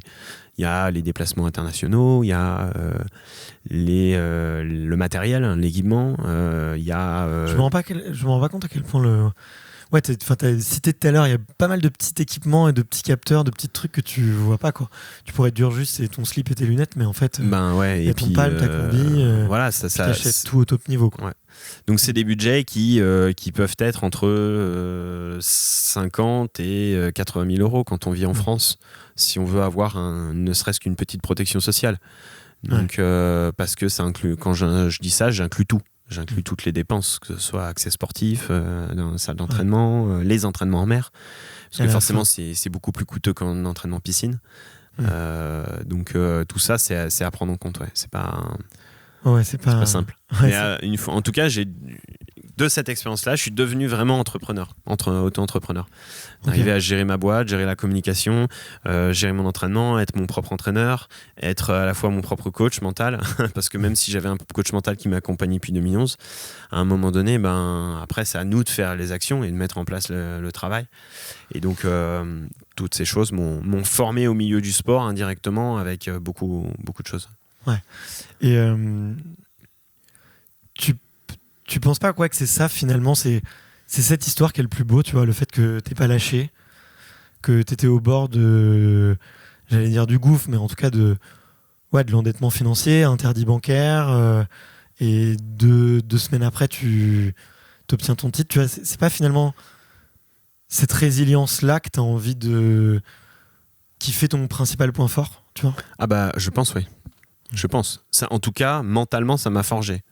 Je sais que maintenant, à l'entraînement, j'ai beaucoup plus le mental pour aller chercher des séries qui sont des fois difficiles, où je me dis, rappelle-toi toujours que tu es en train de vivre ton sport, en fait. Tu vis ton sport. Et ça, c'est un énorme cadeau. Alors même s'il y a eu énormément de souffrance pour l'atteindre, là, je me dis, t'as pas le droit de te plaindre, quoi. Tu réalises ton rêve. Et maintenant, je le vis pleinement. De temps en temps, je me le rappelle. Faut pas l'oublier, quoi. Faut se pincer, faut dire, voilà. Donc c'est clair que j'ai moins d'excuses à l'entraînement maintenant. Et c'est le cas de tous les apnéistes aujourd'hui Je pense que oui. En grande partie. Après, peut-être un peu moins maintenant, parce que l'apnée commence à vraiment se développer, elle est beaucoup plus visible, donc les entreprises en ont conscience et connaissent un peu le sport pour se rendre compte de ce que c'est, grâce à toute la communication qui a été menée par les athlètes eux-mêmes. Par vous, surtout. Parce qu'en fait, c'est vous qui avez fait ce boulot-là. Les fédérations, elles n'ont pas les moyens de payer une RP. Par contre, finalement, c'est les athlètes qui font leur propre com pour pouvoir se développer professionnellement. Ah, bien sûr. Qui vont faire des projets artistiques à côté, qui vont faire des projets pour des entreprises. Donc, la pub. Ouais. Donc Guillaume Néry a énormément fait, Morgane, après c'était moi, Alice, Arnaud qui communique énormément là depuis un certain temps grâce à ses records. Donc c'est cool parce que grâce à ça en fait notre sport évolue. Nous on en récolte les bénéfices parce que s'il y en a un qui est peut-être un peu plus mis en avant, au final ça apporte à tout le monde parce que nous peut-être qu'on a moins besoin d'être dans les médias à un moment donné pendant 2-3 mois ou 4 mois. Et ce qui fait que ça met en avant notre sport. Et on sait que derrière, plus il y a de la com, plus notre sport avance, plus il est reconnu et plus on a des aides. Donc c'est ça qui a fait aussi qu'on a pu décrocher le statut de haut niveau aussi, je pense. Parce que même si la fédération a énormément travaillé, je pense que le fait qu'elle soit médiatisée, qu'elle soit de plus en plus visible, fait que nos instances en ont pris aussi compte. Donc voilà. Qu'est-ce qui fait que l'apnée française soit aussi talentueuse et aussi douée ? Peut-être le passif déjà de Mayol. C'est peut-être l'histoire du Grand Bleu aussi. Après, je pense qu'il y a les clubs qui se sont développés grâce aussi à une énorme communication. Guillaume a fait beaucoup. Je pense dans les clubs associatifs ont explosé. Les gens. Faut faire il y a la queue et tout pour tous les clubs associatifs. Parce que maintenant que on va dire que la population sait que c'est un sport qui est bénéfique, qui apporte du bien-être. Ouais. Surtout en ce moment avec plus en plus de pression, plus en plus de pression au travail, on a besoin de se retrouver vers une activité qui est déstressante, qui nous permette de nous relâcher, d'apprendre à mieux gérer nos émotions. Et donc en plus avec quelque chose qui était addictif, parce que l'apnée c'est addictif. Quand on commence à mettre le doigt dedans, les sensations elles sont vraiment cool. C'est pas de l'envie d'inspirer tout le temps, c'est faux. Et je pense que c'est ça qui a fait que par bouche à oreille, l'apnée a explosé en France. Dans chaque grande ville, il y a des clubs associatifs pour pratiquer. Il y a des structures professionnelles qui se sont développées dans le sud de la France, un peu partout, même à l'étranger. Donc maintenant, l'apnée est accessible partout. Et ça c'est énorme, parce que chacun, même quelqu'un qui est en vacances, peut se dire tiens, demain on va faire l'apnée, quoi. Et ça a complètement changé les choses. Et ça a fait que vu qu'on avait les écoles et les structures et les centres, les gens ont vite progressé. On a un volume d'apnéistes en France qui est très important par rapport à d'autres pays. Ok. Ouais, donc c'est cool, les gens pratiquent de plus en plus l'apnée et ils vont à la fois pour une dynamique bien-être, aussi une dynamique de plaisir et aussi dans un objectif sportif, parce que ça a plein de bonnes vertus. Et d'ailleurs, j'aimerais le temps tourne, je pourrais rester pendant des heures sur cette discussion passionnante, mais je sais que tu travailles avec des athlètes de haut niveau. Ouais. Et tu vois, et moi je suis tombé dans l'apnée pour justement les vertus que ça avait sur ma performance sportive, mais autre, tu vois. Je sais que l'apnée, tu vois, peut avoir des bonnes vertus sur la VMA, sur le fait d'apprendre à réduire son rythme cardiaque aussi, sur plein de choses. Qu'est-ce que tu fais aujourd'hui, toi, avec des athlètes de haut niveau, et est-ce qu'il y a des recherches, justement, qui ont été faites là-dessus sur le fait de, je sais pas, est-ce qu'un marathonien devrait faire de l'apnée, tu vois, est-ce que ça serait bénéfique à sa performance ? Est-ce que tu peux nous donner un petit peu aujourd'hui le panorama des bienfaits qui existent à pratiquer l'apnée pour une autre discipline, tu vois ? Ouais. Alors il y a beaucoup de choses, je pense, parce qu'il y a beaucoup de sports, il y a beaucoup de variétés. Certains sports retiennent leur souffle. Dans certains moments, d'autres sont sur du foncier et sur du demi-fond, par exemple. Il y en a qui vont avoir besoin de repousser le seuil de tolérance à l'effort pour aller chercher les secondes en plus. Et donc l'apnée permet aussi de l'atteindre avec des exercices en apnée en course à pied. D'autres, ça peut être sur le ski de fond, sur le biathlon par exemple, pour préparer le tir. Où placer l'hyperventilation pour faire descendre justement le cœur et le CO2 à un moment donné pour le tir, pour être frais sur le tir. Ok, donc concrètement, tu apprends à un biathlète que s'il hyperventile avant de tirer, il peut, son tir sera plus stable, quoi. Ouais. Après, il y a une façon de le faire. On s'est aperçu qu'il fallait pas le faire trop tard, pas trop tôt. Donc tout ça, en fait, font partie des méthodes que j'ai développées depuis 12 ans, enfin depuis 10 ans. Ouais, ça fait 10 ans que je développe ces méthodes. Donc c'est pas anodin. Ça, c'est vrai qu'au début, je me dis il y a plein de choses à apporter, mais j'avais pas forcément tous les outils parce que j'avais pas tous les retours des athlètes. Ouais. Puis au bout de 10 ans de retour d'athlètes, je sais ce qui a apporté, ce qui leur a apporté, ce qui leur a moins apporté et comment le modifier. Et ça, c'est des années d'expérience, je pense. Ouais. Par exemple, on a remarqué que sur le sprint, ça pouvait énormément apporter tout ce qui était de rapidité, parce qu'on a une meilleure demi-fond, enfin tout ce qui est demi-fond, c'était intéressant. Après, c'est aussi sur la respiration, la gestion du souffle, par exemple, pour des skieurs. En descente, forcément, si on incorpore l'apnée dans la préparation physique, on va peut-être augmenter la tolérance au seuil lactique, donc avoir une meilleure fraîcheur au niveau des jambes, meilleur appui, peut-être une meilleure. Et puis le fait que si on est on a échauffé l'apnée avant, on a une meilleure tolérance au CO2. Donc l'impact de l'effort est moins intense, ce qui fait qu'on peut aller plus loin, peut-être dans l'effort jusqu'à s'écrouler, on va dire. Donc ça, c'est tolérance à l'effort, c'est ce que je disais sur le demi-fond. Après, c'est sur la méditation, parce que j'ai eu aussi des athlètes qui sont venus me voir justement pour comment on arrive à gérer le souffle, la gestion de l'émotionnel et puis de la pleine conscience, parce qu'on peut avoir des athlètes qui sont aussi hyperactifs mental, un peu comme je l'ai été. Donc là, je suis super content de les rencontrer parce qu'on se sent moins seul. De se dire, ok, t'inquiète, je suis passé par là. Il y en a beaucoup, en plus. Ils ont des grosses capacités physiques et en compétition, ils peuvent être déroutés par le stress. Donc comment diminuer le stress en compétition, voilà. Toutes ces choses-là en fait sont des moments de partage que j'adore, et puis ça permet aussi de voir autre chose que notre propre apnée, et de voir d'autres sportifs, de s'inspirer aussi de ce qu'ils font, parce qu'ils m'inspirent beaucoup à travers leur travail et comment ils s'entraînent, puis de voir aussi leur structure, parce qu'ils ont des entraîneurs, ils ont des préparateurs physiques, nous on en a mais beaucoup moins qu'eux, et je pense que ça c'est inspirant pour nous. Ouais, bien sûr. Puis ouais, ça peut te donner effectivement des idées sur leur façon de travailler. Ok. Imaginons, si on fait un mini cas concret, tu vois, je sais que moi j'ai beaucoup d'auditeurs qui vont pratiquer la course à pied. Tu vois, on va dire entre 10 km jusqu'à l'ultra trail. Les sports d'endurance sont très populaires en France, tu vois, et là on est à Annecy, donc on est un peu dans le bassin de ces sports-là. Ça serait quoi le petit exercice qu'on pourrait recommander, tu vois, à quelqu'un qui pratique la course à pied, on va dire en compétition, et qui va faire plusieurs courses officielles par an? Est-ce qu'il y a un petit exercice justement de respiration qui peut faire, tu vois, qui peut être bénéfique à la performance, qu'on pourrait recommander aux auditeurs? Ouais, carrément. Moi, je pense qu'il y a plusieurs choses qu'on pourra incorporer. C'est déjà la répartition de la ventilation. J'ai remarqué qu'il y a beaucoup de coureurs, même à très haut niveau, des fois qui respirent que par la cage thoracique, ou peut-être un peu trop sur le ventre, mais ça c'est plus rare, ils respirent plutôt haut du corps. Mais d'arriver à répartir la ventilation avec le diaphragme. Donc de temps en temps, de se faire des sorties où on respire que avec le ventre. Enfin le gros ventre à l'inspiration, pour répartir les charges de ventilation et pas les avoir qu'à un endroit, parce qu'au bout d'un moment on fatigue. Ouais. On peut déclencher des points de côté et autres. Okay.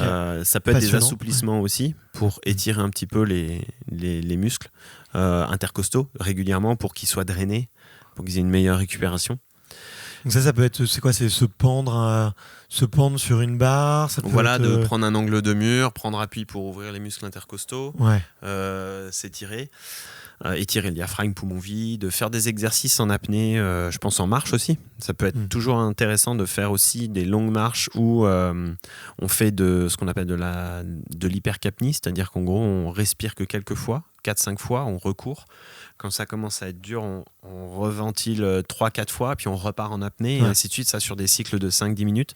Ça, c'est hyper bénéfique apparemment. Ouais, Ça peut être très bénéfique parce que du coup, on augmente notre capacité, notre corps à fonctionner avec un peu moins d'oxygène, un peu comme ce qu'on fait en altitude, à haute altitude. Donc pour des trailers, ça peut être super intéressant de développer l'apnée quand ils ont par exemple pas l'altitude qu'ils ont besoin. Par exemple, ils ont un trail qui va finir à 2005. Ils peuvent s'entraîner à 1000 mètres avec des exercices apnée sur une course, et qui va forcément développer leur capacité. Après, on peut développer l'hématocrite aussi sur des exercices poumons vides, où là, on va travailler sur l'hypoxie. Ça peut aider aussi. Donc tu vides tes poumons. Tu vides tes poumons et tu vas... Alors ça par contre, il faut bien le travailler, il faut bien prendre des cours avec un spécialiste d'apnée, parce qu'il faut se connaître, où on va chercher l'hypoxie, le manque d'oxygène. Donc poumon vide, c'est plus facile parce que c'est beaucoup plus court. Là, régulièrement, que ce soit en marche ou autre, de faire des poumons vides pour améliorer ça. Mais ça, il faut bien le faire correctement pour pas prendre de risques ou de tomber. Voilà. Il faut le faire de manière intelligente. C'est ça qui est intéressant, c'est que je trouve autour de l'apnée, effectivement, souvent les gens vont penser à l'hypoxie tout de suite, donc cette espèce de cette envie de respirer, de manque d'oxygène et l'envie de respirer, c'est pas l'hypoxie.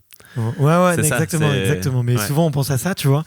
Et du coup on voit effectivement le côté un peu douloureux, désagréable et tout, alors qu'en fait l'apnée, il y a énormément de choses autour. sur la respiration, sur effectivement un peu du travail à poumon vide, poumon plein, et plein de choses. Et puis on s'échauffe. C'est-à-dire qu'au début, ça peut être dur. Et puis après, au bout de la 4e, 5e apnée, c'est beaucoup plus doux. Ouais. Et ça, on le sait pas. Tant qu'on l'a pas expérimenté, tant qu'on n'a pas fait des répétitions. Le but, c'est pas de se faire mal. Tout de suite, c'est d'inspirer doucement, de sentir un petit peu l'envie de respirer, de reventiler, de repartir. Et puis progressivement, le corps va s'échauffer en fait. Il va s'adapter très très progressivement. Ok. Trop cool. Allez, un dernier petit outil pour la route. T'as dit que ça faisait 10 ans que tu faisais de la prépa mentale. Ouais. Et tu vois, moi j'aime beaucoup ton parcours, la façon avec laquelle tu te racontes. T'as eu des moments effectivement durs, ton enfance qui n'était pas forcément dans le moule, tu vois, si on peut le dire comme ça. C'est quoi les outils pour toi qui ont été vraiment game changer, si on peut dire ça, ou qui t'ont vraiment aidé en préparation mentale? Je te dis ça parce que là, je suis en train de commencer à passer une formation de préparation mentale pour mieux comprendre les athlètes, mieux être à leur contact, aussi pouvoir leur apporter aussi. J'aime bien, je crois beaucoup au pouvoir de ces outils-là, tu vois, de la méditation, de la prépa mentale, l'hypnose, tout ça.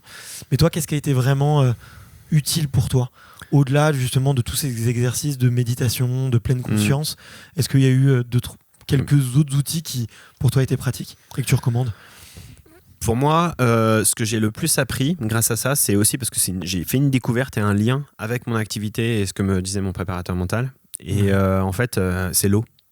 Ça, c'est un des points très importants. C'est parce qu'en fait, l'eau résonne très très vite. Un son de baleine, on peut l'entendre à 4 km. On ne sait pas s'il est derrière, devant ou autre. Tout va très très vite dans l'eau.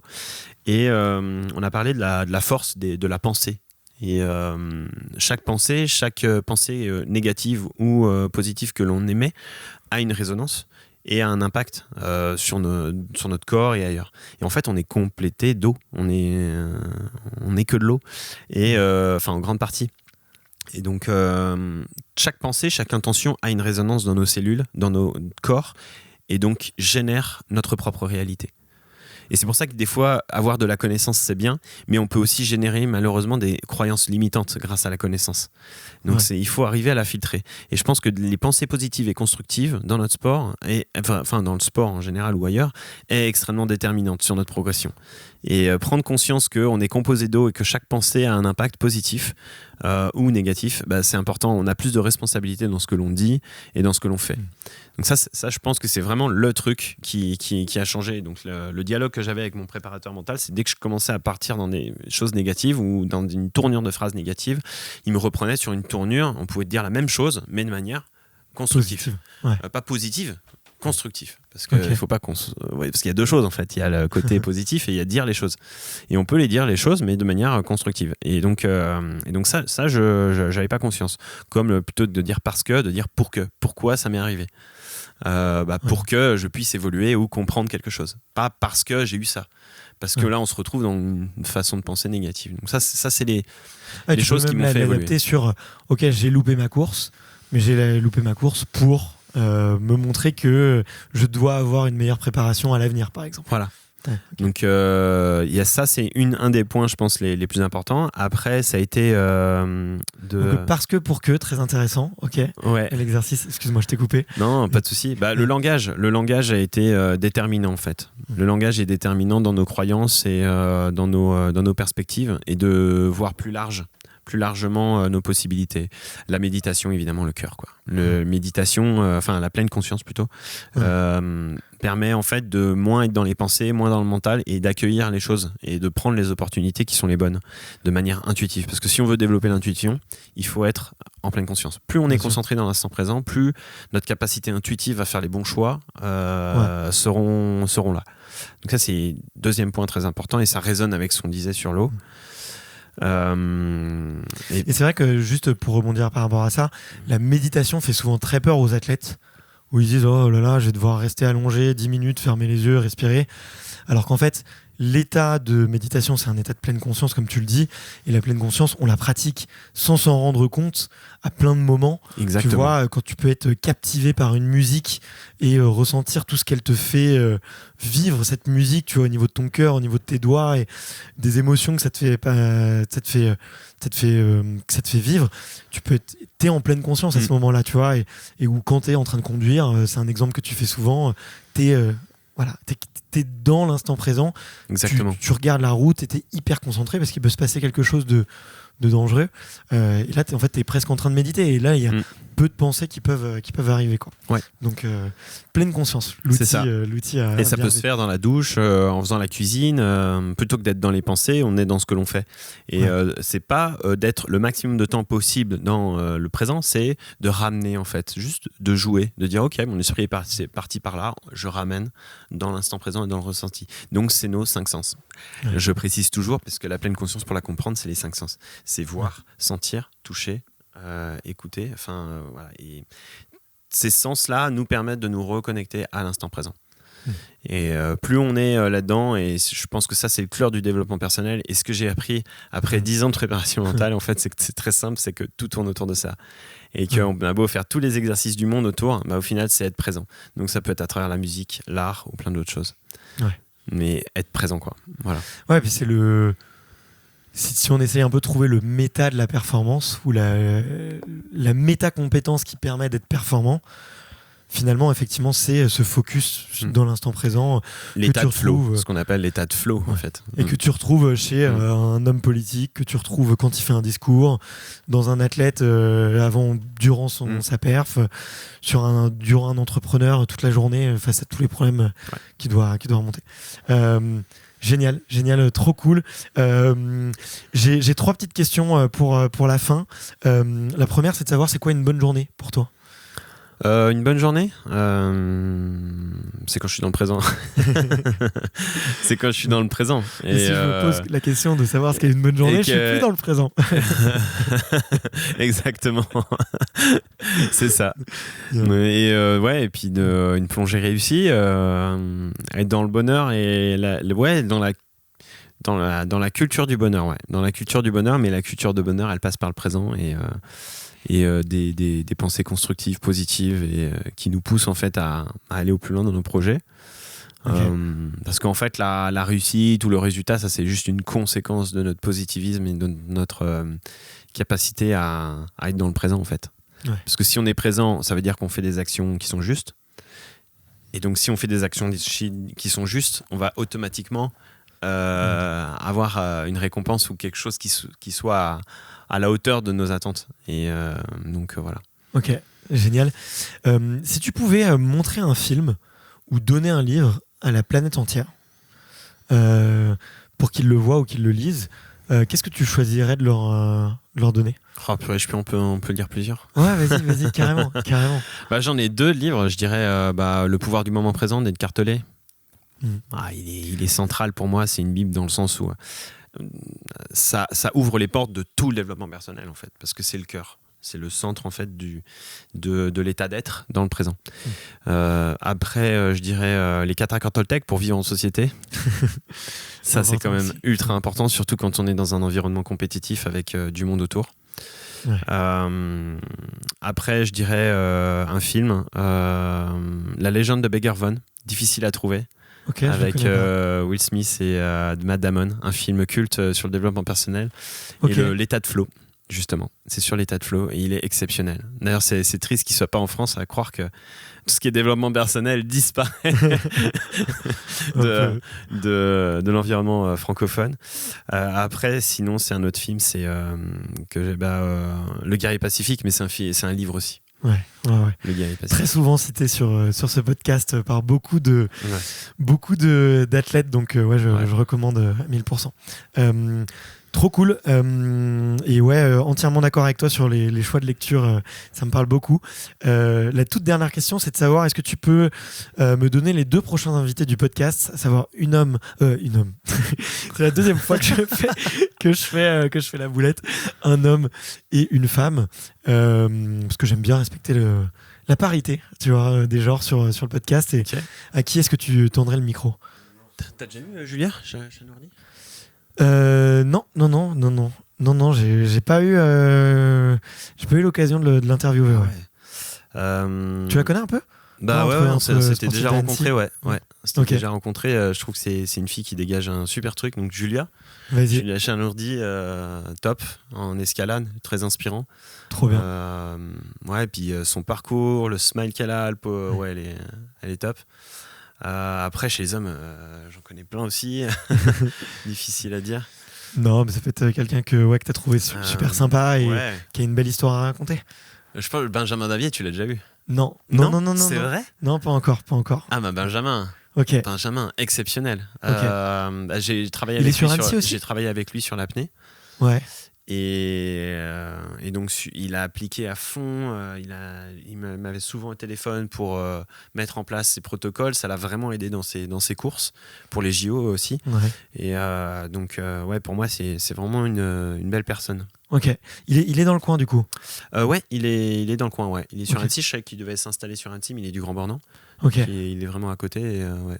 Bon, bah très cool. Bah écoute, merci pour ces 2 super recommandations et puis surtout merci pour cette grosse heure et demie qui était vraiment incroyable. Je me suis vraiment régalé à tes côtés et j'ai pris beaucoup de plaisir à faire cette interview. On a fait un peu de technique, un peu de plus de spirituel, un peu de parcours aussi. C'était vraiment très très cool. Donc merci infiniment. Je sais que tu as un programme chargé, que ton temps est compté. Donc j'espère que ce podcast ouvrira aussi des portes. Donc merci infiniment pour ce moment. Merci à toi pour le partage et pour moi c'est toujours un bonheur et puis en plus ça nous fait partager l'aventure et la faire connaître, donc merci à toi. Où est-ce que je peux te demander aux gens de te suivre? Où est-ce qu'on je sais que tu communiques un peu sur LinkedIn, sur Instagram aussi. Ouais. Où est-ce que... Sur les réseaux, c'est Instagram, LinkedIn, Facebook, principalement où je suis présent. Voilà. Et voilà. Trop cool. Bon, en tout cas, je mettrai tous les liens dans la description et puis aussi les vidéos que j'ai beaucoup aimé regarder de toi. Merci infiniment. Merci à toi. Salut.